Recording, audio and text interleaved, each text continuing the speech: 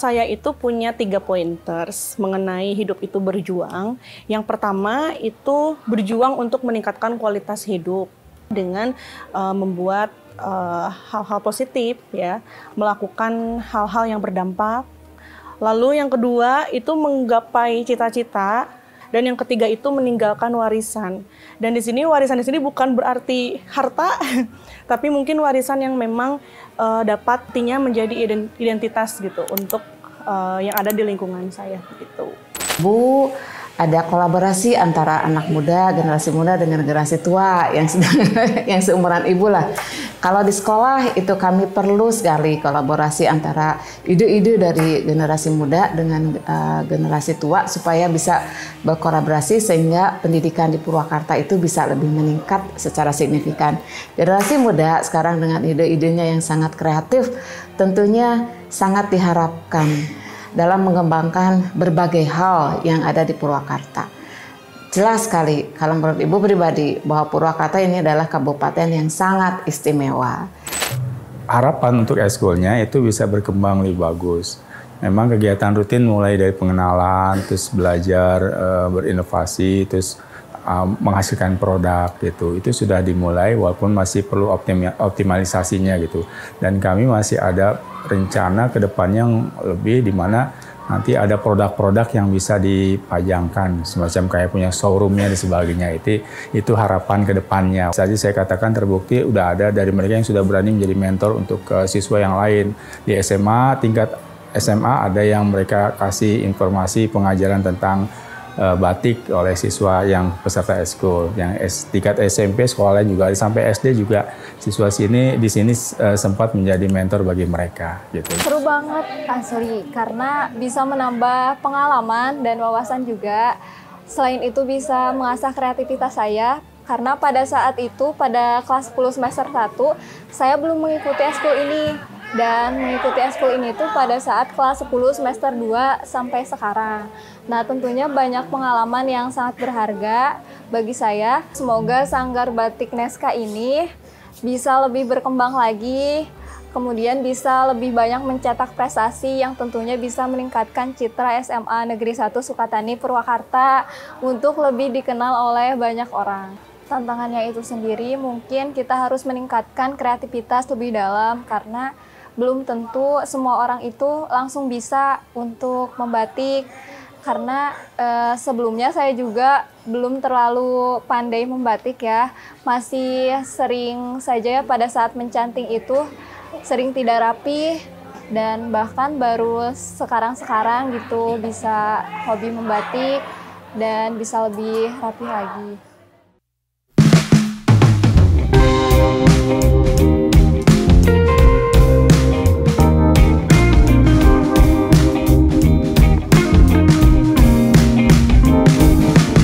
Nama saya Wida Awalia Nurhaliza Meranti, ya, nama yang cukup panjang mungkin. Wida itu diberi oleh almarhum kakek saya, artinya itu wiwitan datang. Nah, wiwitan datang itu karena saya adalah yang pertama kali datang nih di keluarga, cucu pertama, ya, anak pertama. Mungkin orang-orang menggantungkan harapan ya di wiwitan datang ini. Nah, wiwitan datang, lalu Awalia itu ya anak pertama.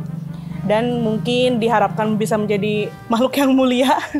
Nurhaliza, nah ini agak unik. Nurhaliza itu ada 2 arti gitu. Jadi yang pertama itu Nurhaliza itu katanya adalah cahaya rumah tangga gitu. Mungkin diharapkan saya jadi sosok yang caang gitu ya di rumah. Kalau arti kedua ini katanya diharapkan saya itu bisa punya suara yang bagus kayak Siti Nurhaliza. Tapi ya namanya juga nama adalah doa. Ya saya aminkan gitu. Kalau meranti itu diambil dari nama kayu. Jadi kayu meranti itu salah satu kayu yang unik yang mungkin jarang tereksplor untuk jadi furnitur atau apa. Jadi diharapkan saya itu bisa menjadi sosok yang limited gitu, seperti kayu meranti. Itu arti dari Wida Awalia Nurhaliza Meranti. Saya lahir di Sukabumi tanggal 23 Juli tahun 1997. Jadi tahun ini nanti saya berusia 28 tahun. Saya pertama kali mengajar itu di SMA Negeri 1 Sukatani tahun 2019. Jadi mungkin sudah mau 6 tahun. gitu, dan mengajar seni budaya gitu, yang sudah menjadi cita-cita saya sejak kecil, karena saya juga dari kecil itu berada di lingkungan keluarga yang seni gitu. Kakek saya adalah musisi, nenek saya juga, lalu orang tua saya dari seni rupa. Jadi mungkin motivasinya sudah terbangun sejak kecil. Akhirnya jadi doa juga, saya sekarang berkecimpung juga di dunia seni budaya. Untuk backstory-nya ya, jadi pertama kali saya hadir di SMA Sukatani itu banyak sekali harapan-harapan, atau mungkin kayak ini ada guru baru nih, guru seni budaya, kira-kira bisa mengembangkan apa di Sukatani. Nah, pada saat itu, saat masih 2019 awal, itu saya masih mengembangkan, oh ya udah deh keramik saja, karena memang di Purwakarta sendiri ada sentra pengembangan keramik di Pleret. Namun, karena ada juga SMA Negeri 1 Pleret yang mungkin lebih, ini kan Pleret pasti kecamatan Pleret gitu ya, SMA 1 Pleret. Akhirnya saya mencari kira-kira apa lagi yang dapat dikembangkan di sini. Lalu saya diberi pengarahan oleh guru-guru yang ada di sini, kalau murid Sukatani itu lebih dinamis, lalu kinestetik gitu. Jadi mereka itu senang untuk berkarya atau membuat sesuatu gitu, lebih lebih ada di situ gitu jiwa anak-anak itu. Akhirnya saya mulai mengkorelasikan dengan penelitian tesis saya, karena saya S1 juga seni rupanya di tekstil batik, S2 juga melanjutkannya di tekstil batik juga. Nah, saya korelasikan dengan penelitian, akhirnya saya mulai mengembangkan batik di sekolah, tapi belum ada sanggar segala macam, belum, lebih ke materi dulu, kita mengenal batik, lalu mengajari anak untuk literasi budayanya. Akhirnya setelah kita membuat batik dulu nih, batik konvensional, batik tradisional, batik tulis, kita mulai banyak yang melihat gitu dari luar, karena mungkin ternyata di Purwakarta ini menjadi hal unik pada saat itu, membatik tulis itu mungkin belum banyak gitu. Kami diundang pertama kali itu di Dispora Parbud Purwakarta untuk mengenalkan batik tulis ini kepada masyarakat, kepada pelajar-pelajar pada saat itu. Lalu setelah itu makin viral lagi mungkin ya untuk bahasa sekarang, akhirnya kita itu diundang lagi kemana-mana, sampai pada saat itu ada kepala sekolah kami, namanya itu Pak Asep Sundu ya kalau di Purwakarta. Beliau lebih lebih memberikan jalan lagi untuk ayo ya udah kembangin aja Sukatani sebagai sekolah pengembang batik. Akhirnya kami diberilah sanggar ini pada saat kepala sekolah kami bernama Pak Haji Wawan. Ini bukan dibangun sanggar sih, sebetulnya ini awalnya panggung seni, hanya karena kita punya panggung baru yang lebih besar dan memadai, jadi panggung yang ini, yang minimalis ini dibuat menjadi sanggar. Tapi selain sanggar batik juga, ya ini jadi sentra anak-anak berkegiatan, tidak hanya membatik, menggambar, lalu membuat karya-karya apapun, latihan menyanyi juga di sini. Jadi ini lebih ke sanggar seni sebetulnya, begitu. Tapi beriring berjalannya waktu, kami juga sudah mulai banyak pemasukan, kami mulai melengkapi alat-alat yang memang dibutuhkan untuk membatik gitu. Dan sekarang alhamdulillah alat-alatnya sudah lumayan memadai, dan orang-orang luar pun membeli alat membatik itu bisa dari kami gitu biasanya gitu. Kalau batik tadi ya balik lagi, karena kebetulan pada saat itu saya lagi penelitian tesis mengenai batik Purwakarta. Saya mendatangi ke perpustakaan daerah, saya mendatangi ke bidang kebudayaan di Dispora Parbud. Ternyata memang Purwakarta itu katanya gitu ya, pada sumber saat itu banyak yang terkenalnya itu adalah seni pertunjukannya. Tidak seperti di Tasik, di Solo, kan batiknya itu ada yang batik khas sekali. Ternyata di Purwakarta itu belum banyak gitu. Akhirnya saya terus sambil mengerjakan tesis, sambil akhirnya ya sudahlah anak-anak menjadi subjek juga, jadi objek juga ya, jadi objek penelitian selain masyarakat gitu. Karena saya lebih ke pelatihan di masyarakat saat itu tesisnya. Dan ternyata siswa-siswi di SMA Sukatani ini, mereka itu punya keterampilan ke arah situ juga ternyata, dalam menciptakan motif, lalu dalam mencanting. Mencanting itu kan kita perlu keuletan, kesabaran, dan ternyata masuk juga nih di karakter siswa-siswi SMA 1 Sukatani. Akhirnya ya sudahlah, karena memang di Purwakarta juga mungkin belum banyak yang mengembangkan, ya sekalian aja kita menjadi menjadi motor atau menjadi disebutnya ya inisiator mungkin. Dan dari situ juga kami sudah mendapatkan beberapa penghargaan sebagai program-program inovatif, lalu produk-produk inspiratif juga. Kami juga udah dapat penghargaan itu, alhamdulillah, dari 2019 hingga 2024 ini. Kami pernah mendapat penghargaan sebagai program inovatif. Lalu sanggar ini juga pernah saya angkat di PNS berprestasi. Nah, itu juga dianugerahkan sebagai program yang inspiratif begitu. 2023, tahun 2023. Dari salah satu penghargaan yang PNS berprestasi itu kan dari ratusan peserta, ada dari guru, kepala sekolah, pengawas, pokoknya PNS gitu ya, pegawai negeri sipil. Dari situ yang masuk final itu ada 6 orang dan saya adalah guru satu-satunya. Karena dari 5 ini ada pengawas, kepala sekolah, dokter, dan yang 2 lagi saya lupa karena udah tahun lalu ya.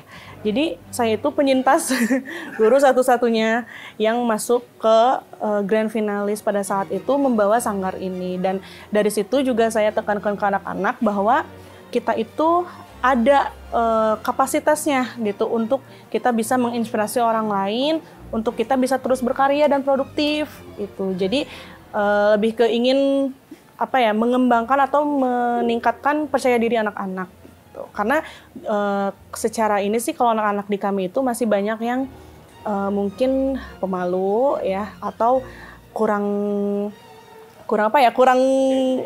percaya diri begitu. Melalui ini saya tekankan ke anak-anak untuk ayo semuanya berkarya gitu. Kita juga punya karya, kita punya kemampuan. Jadi silahkan untuk kita kembangkan bersama-sama gitu. Jadi nilai tersendiri untuk kita gitu. Untuk karya-karya di sini kita kan judulnya Sanggar Batik. Jadi mungkin karyanya lebih ke batik. Tapi batik di sini karena memang kita juga keterbatasan siswa yang mahir sekali, jadi untuk karya batik tulis kami masih sangat sedikit. Tapi kami tidak menjadikan itu sebagai batas. Akhirnya untuk anak-anak yang memang punya kapasitas untuk mendesain motifnya saja, itu bisa kita jadikan produk juga. Jadi batik cetak, batik print gitu. Tapi untuk anak-anak yang memang ada kemampuan di situ, kita buatkan batik tulis. Untuk produknya mungkin lebih ke souvenir ya, souvenir seperti kria-kria gitu ya, kerajinan tangan yang memang bisa dipakai gitu. Karena namanya kria harus bisa dipakai gitu. Mulai dari tas, dompet, baju, terus gantungan kunci dan lain sebagainya. Kemarin juga kita diundang ke Creative School Project yang ada di West Java Festival tahun 2023, mewakili Purwakarta di bidang kria juga. Kalau yang paling berkesan ada di batik zilenial ya. Kenapa? Karena batik zilenial ini lahir dari program yang kita usung. Kalau misalnya kita mengetahui kayak di sanggar-sanggar batik di daerah yang mengajarkan batik atau yang membatik itu uwa-uwa gitu ya, nenek-nenek, sepuh-sepuh gitu, yang memang mungkin di situ dari mereka kecil sampai tua terus itu kan turun-menurun gitu. Nah, program yang kami usung itu adalah Zilenial membatik. Jadi, untuk mentor-mentornya pun adalah Gen Z. Mungkin untuk sekarang sudah lahir ya Gen Alpha, Gen apa gitu. Tapi untuk sekarang di SMA itu masih Gen Z. Jadi kita punya program Zilenial membatik. Jadi selama kita diundang kemana-mana untuk menjadi mentor membatik, itu yang mengajarkan adalah anak-anak muda, anak-anak Gen Z. Dan itu menjadi program yang sampai sekarang terus kami jalankan, kami konsisteni gitu ya. Karena menurut kami itu adalah program yang cukup inspiratif lah gitu, cukup inovatif. Nah, lalu dari program ini akhirnya lahirlah batik zilenial gitu. Di mana batik zilenial ini diambil dari motif air. Kenapa air? Karena di Jatiluhur itu air ya. Purwakarta punya Jatiluhur, di mana Jatiluhur ini menjadi sumber air, sumber daya, sumber energi untuk Pulau Jawa dan Bali. Itu menjadi sebuah kekuatan Purwakarta menurut saya. Dan dari air ini akhirnya saya stilasikan. Jadi dalam batik itu ada istilah stilasi. Stilasi itu memodifikasi bentuk motif. Lalu kami stilasikan zilenial itu airnya menjadi bentuk janin. Kenapa janin? Dari sekian bentuk ada bunga, tumbuhan, kenapa janin? Karena janin ini menurut saya dapat mewakili atau identik dengan pertumbuhan gitu. Pertumbuhan. Di mana Gen Z ini adalah sosok-sosok yang akan terus tumbuh gitu. Akhirnya air jatiluhur ini dibentuk janin agar bagaimana caranya mereka dapat terus tumbuh, beradaptasi, lalu menjadi kekuatan yang besar. Air itu kan kekuatannya besar. Seperti filosofi zilenial itu sendiri, karakter Gen Z gitu. Dan di sini motifnya juga tidak kaku, kita bisa putarkan motifnya ke arah sini karena mewakili kalau Gen Z ini adalah sosok-sosok yang dinamis gitu. Itu yang paling berkesan. Kenapa berkesan? Karena ternyata batik zilenial ini akhirnya banyak yang minta dan banyak yang menggunakannya, memakainya. Itu yang mungkin memorable lah gitu. Selain itu ada juga motif sate marangi. Nah kalau itu memorable-nya adalah karya pertama kami setelah kami mencoba untuk ya udah kita membatik aja nih di sekolah gitu. Hanya kalau untuk batik sate marangi belum kami produksi massal, jadi memang masih untuk kami pribadi lah gitu untuk batik itu. Kalau yang zilenial alhamdulillah sudah tersebar di Purwakarta gitu. Nah, ini yang di belakang, ini karya-karya siswa ya. Jadi selain mereka membatik, mereka juga saya ajarkan untuk manajemen event. Jadi saya beri waktu untuk mereka mengatur mulai dari pencantingan, mulai dari memanage bahan, alat bahan, memanage waktu, karena biasanya saya memberikan waktunya itu 2 bulan atau 3 bulan sampai nantinya menjadi produk. Lalu selain itu mereka juga ada yang menjadi divisi sponsorship, karena pasti mereka ada yang kekurangan dana atau apa, dan itu pembelajaran manajemen event. Nah dari situ jadilah karya-karya, ini salah satu contohnya ya, ini karya batik dari salah satu kelas yang ada di sini. Karyanya, batiknya ini, betul ya tadi dia mengambil motif simping, karena di Purwakarta itu simping ya, salah satu kuliner khasnya simping. Dan dijadikan karya batik ini, begitu. Ini ada karya, terus di sini juga ada karya-karya lainnya. Pokoknya mereka itu membuat batik yang sekiranya itu ada nilai ekonomi kreatifnya, bisa dipakai, dan begitu orang lihat itu mau beli gitu. Saya tekankan itu untuk di era 5.0 ini ya, gitu. Jadi ini beberapa lah karya-karya siswa di batik ini. Dan lumayan bisa jadi souvenir sekolah dan jadi oleh-oleh gitu ya untuk tamu-tamu yang hadir ke sekolah kami gitu. Untuk mempertahankannya sih, konsistennya kayaknya menjadi tantangan untuk kami gitu. Bisa nggak ya kami konsisten, bisa nggak ya kami terus berkarya seiring berjalannya waktu dari tahun ke tahun, dan itu menjadi tantangan setiap hari tentunya gitu. Karena demotivasi pasti pernah, karena kami juga berjalan sudah 6 tahun, pasti ada demotivasinya. Tapi ya itu menjadi tantangan akhirnya, bagaimana kita bisa meningkatkan kembali motivasi kita untuk berkarya bareng-bareng gitu sama siswa. Lalu di sini kenapa motif-motifnya itu memang selalu ada tentang potensi Purwakarta gitu. Yang pertama karena pada saat itu saya masih berada di duta wisata. Jadi subconscious saya tuh masih tentang gimana caranya meningkatkan wisata Purwakarta, pokoknya tentang Purwakarta. Akhirnya saya akhirnya dijadikan ide untuk mengangkat potensi Purwakarta melalui bentuk visual, yaitu motif. Tapi ternyata ya namanya juga batik harus memiliki identitas, sedangkan kami ini kan berada di Purwakarta ya, menginjakan tanah di Purwakarta. Berarti ya kita harus mengangkat apa yang menjadi kekayaan Purwakarta. Jadi yang pertama kami buat itu tadi ya motif sate marangi. Itu karena memang kuliner khas Purwakarta. Selain memang sudah terkenal, tapi tidak salahnya kita juga mengenalkan menjadi motif batik yang bisa digunakan. Lalu motif manisan pala kami juga pernah buat, karena manisan pala itu banyak ya menjadi oleh-oleh kuliner, khususnya di Wanayasa tuh banyak banget manisan pala.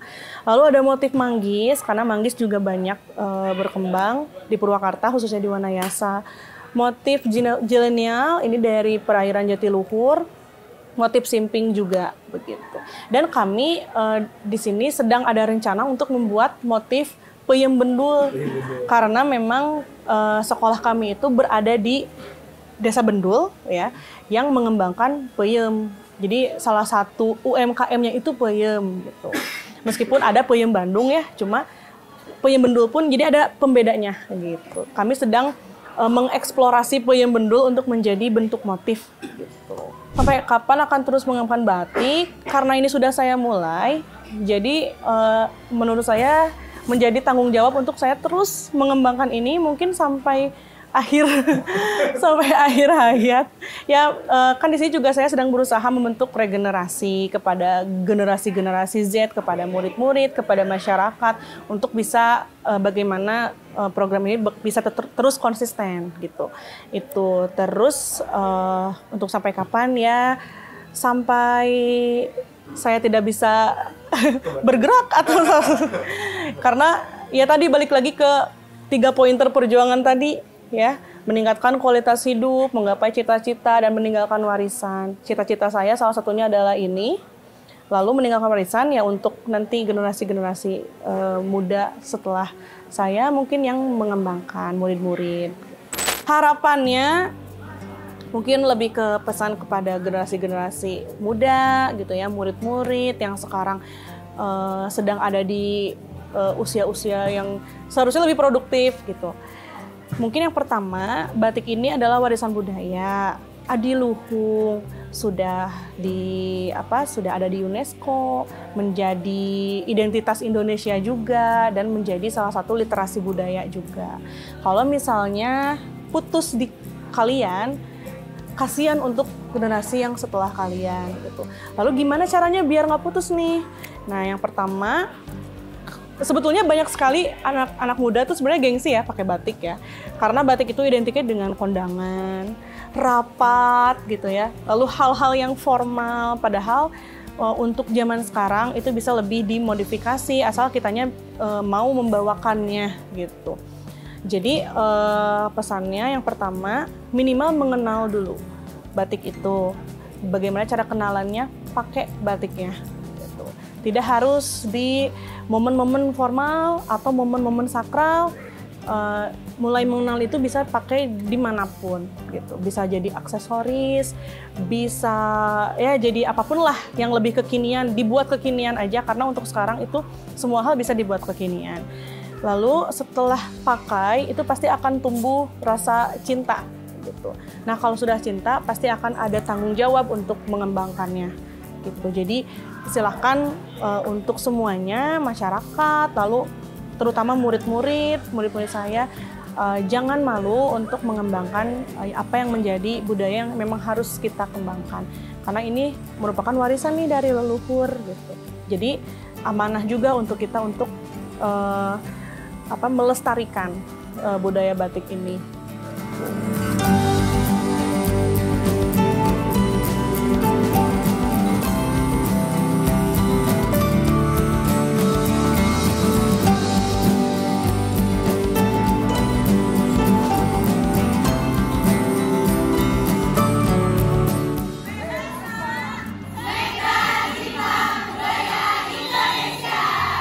Saya, Wida Walia Nurhaliza Meranti, ubahlah kemauanmu menjadi kemampuan dan bekerjalah dengan ikhlas agar mendapatkan hasil yang maksimal. Stay tune terus di Purwakarta Muda Bicara.